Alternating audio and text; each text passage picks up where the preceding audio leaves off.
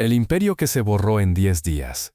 La caída de FTX. Un joven de 30 años estaba a punto de convertirse en la persona más rica del planeta. Menor de 35 años. Tenía el respaldo de los inversores más poderosos de Silicon Valley. Tenía a Tom Brady llamándolo socio. Tenía su nombre escrito con letras enormes en el estadio del Miami Heat. Y en menos de 10 días todo eso desapareció. No por una crisis externa, no por un mercado que se desplomó. Desapareció porque, en el fondo, nunca existió del todo. Esta es la historia de cómo 8.000 millones de dólares de otras personas se esfumaron, y de un hombre que convenció al mundo entero de que él era diferente, hasta que dejó de serlo. Para entender cómo llegó ahí, hay que retroceder unos años, a un salón de operaciones donde nadie sospechaba que ese joven, de pelo rizado y sudadera arrugada, terminaría siendo comparado con los grandes estafadores de la historia financiera. Sam Bankman-Fried se graduó del Instituto Tecnológico de Massachusetts en física. En lugar de seguir un camino convencional, entró a trabajar en Jane Street, una de las firmas de trading más selectas de Wall Street. Allí destacó rápido. Sus jefes le proyectaban ganancias de 15 millones de dólares al año, en una década. Pero Sam tenía una obsesión distinta al dinero por el dinero. Creía en una filosofía llamada altruismo eficaz. La idea de que ganar la mayor cantidad de dinero posible, para después donarlo, podía hacer más bien en el mundo que dedicarse directamente a causas sociales. Sus padres, ambos profesores de Derecho en la Universidad de Stanford, lo habían criado en ese pensamiento utilitario. Para Sam, hacerse rico no era una meta egoísta. Era, según él mismo explicaba, una estrategia de generosidad a gran escala. En el año 2017, dejó Jane Street. El mundo de las criptomonedas estaba en plena explosión, y él vio algo que casi nadie más veía con claridad. Una oportunidad de arbitraje. En Japón el Bitcoin se vendía más caro que en Estados Unidos. Bastaba con comprarlo barato en un lado y venderlo caro en el otro. Con ese modelo fundó Alameda Research, una firma de trading cuantitativo. El nombre no era casualidad. Según contó él mismo años después, lo eligió precisamente porque sonaba aburrido. Porque no quería que nadie prestara demasiada atención. Alameda tuvo un comienzo turbulento. En 2018, casi todo su equipo directivo renunció, en protesta por la forma en que Sam gestionaba la empresa, pero sobrevivió. Y para 2019, ya generaba beneficios de 100 millones de dólares al año. Fue entonces cuando Sam dio el siguiente paso, el que lo cambiaría todo. Fundó su propia plataforma de intercambio de criptomonedas. La llamó FTX. Aquí es donde conviene detenerse. Porque lo que hizo diferente a FTX no fue solo la tecnología, fue la narrativa. Sam se presentó ante el mundo como el antihéroe perfecto para la industria cripto. No llevaba trajes. Dormía 4 horas. Vivía con compañeros de piso. Conducía un Toyota Corolla. Y decía públicamente que el dinero no le importaba, solo lo que podía hacer con él. Los inversores lo adoraban.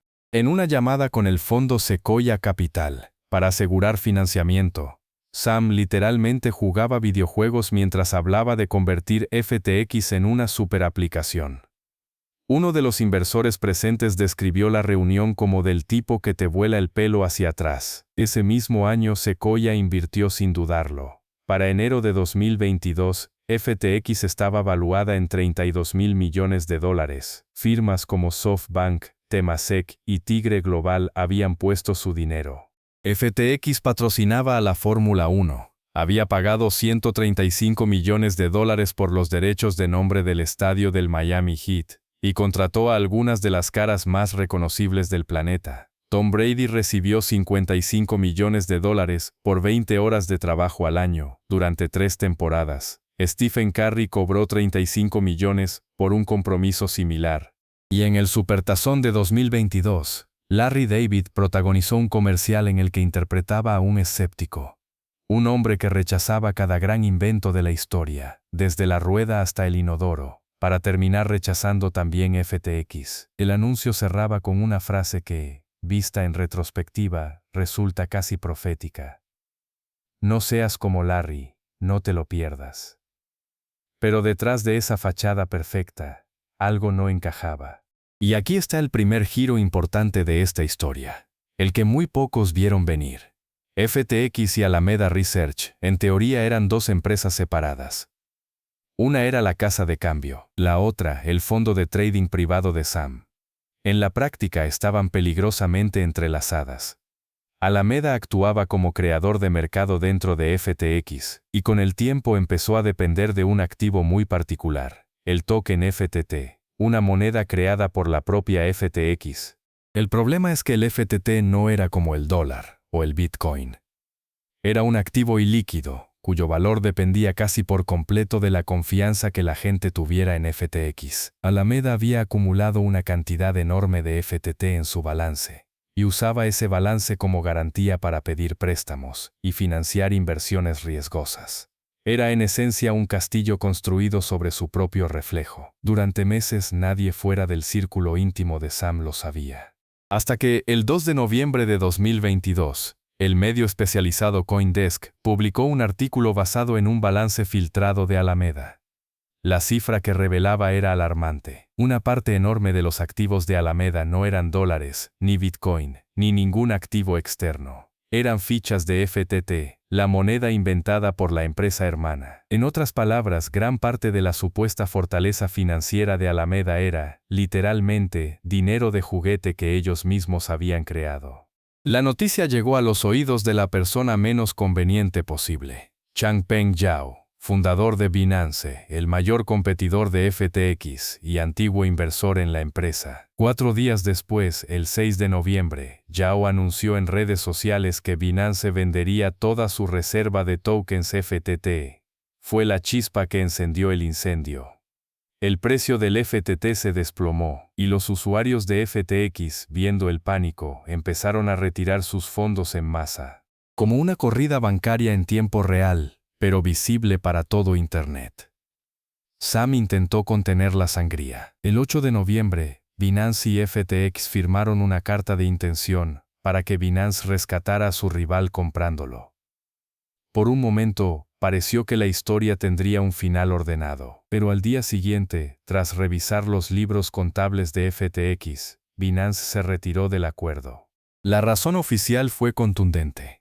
Habían encontrado un manejo inapropiado de los fondos de los clientes y una investigación en curso de las autoridades estadounidenses. En términos simples, Binance miró dentro de la caja fuerte de FTX y decidió que no quería tener nada que ver con lo que encontró ahí. Ese fue el punto sin retorno. En cuestión de horas, la valoración personal de Sam Bankman-Fried, que había llegado a rondar los $10.500 millones, se redujo a casi nada. La agencia Reuters reportó que más de $1.000 millones en fondos de clientes habían desaparecido de FTX sin explicación clara. El 11 de noviembre, FTX, Alameda Research y más de 130 empresas afiliadas se declararon en bancarrota bajo el capítulo 11. Sam renunció como director ejecutivo esa misma noche. Su reemplazo fue John Ray, un abogado con una credencial muy particular. Había sido el encargado de liquidar los restos de Enron, el mayor escándalo corporativo de comienzos de siglo. Cuando alguien con esa trayectoria describe la situación de una empresa como algo nunca antes visto, conviene prestar atención, y eso fue exactamente lo que dijo sobre FTX. Lo que vino después fue la parte más oscura de la historia. Investigadores descubrieron que, durante meses, FTX había prestado a Alameda más de la mitad de los depósitos de sus propios clientes, dinero que la gente creía guardado de forma segura y que en realidad se había usado para financiar apuestas riesgosas, compras inmobiliarias y donaciones políticas. En total se estima que faltaban entre 8 y 9 mil millones de dólares. Caroline Ellison, quien dirigía Alameda y había mantenido una relación sentimental con Sam, terminaría declarándose culpable y testificando en su contra. Según ella misma reveló en el juicio, incluso la imagen desaliñada de Sam, el pelo despeinado, la ropa casual, era una estrategia calculada para proyectar autenticidad ante inversores y clientes.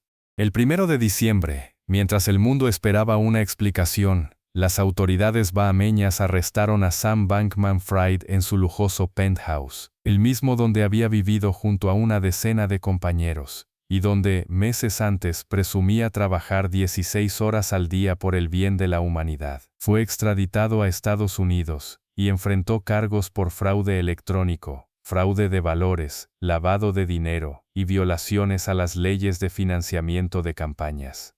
El juicio comenzó en octubre de 2023.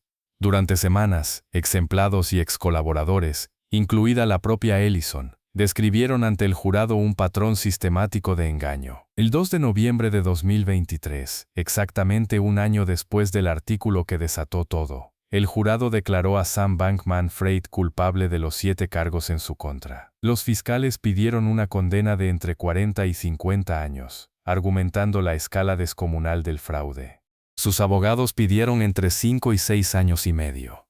El 28 de marzo de 2024, el juez dictó sentencia, 25 años de prisión federal. Hoy, FTX ya no existe como plataforma activa, pero su historia sigue teniendo consecuencias. Bajo la nueva administración liderada por John Ray, el proceso de liquidación ha logrado recuperar una parte significativa de los fondos para los clientes afectados, algo que pocos esperaban en los primeros días del colapso.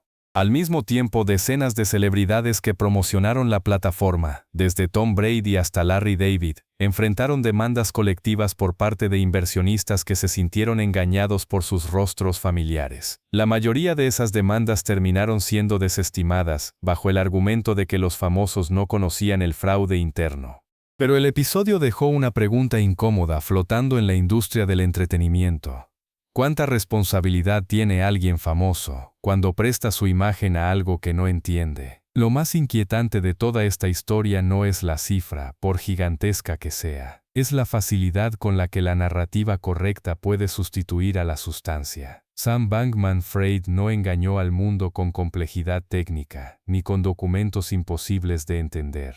Lo hizo con una imagen, la del genio desalineado que decía no importarle el dinero, mientras construía, en silencio, uno de los agujeros financieros más grandes de la historia reciente. La próxima vez que alguien te diga que es diferente, que las reglas normales no aplican en su caso, quizás valga la pena preguntarse qué hay exactamente detrás de esa promesa, porque a veces, el mayor riesgo no está en lo que alguien esconde. Está en lo bien que logra hacerte creer que no tiene nada que esconder.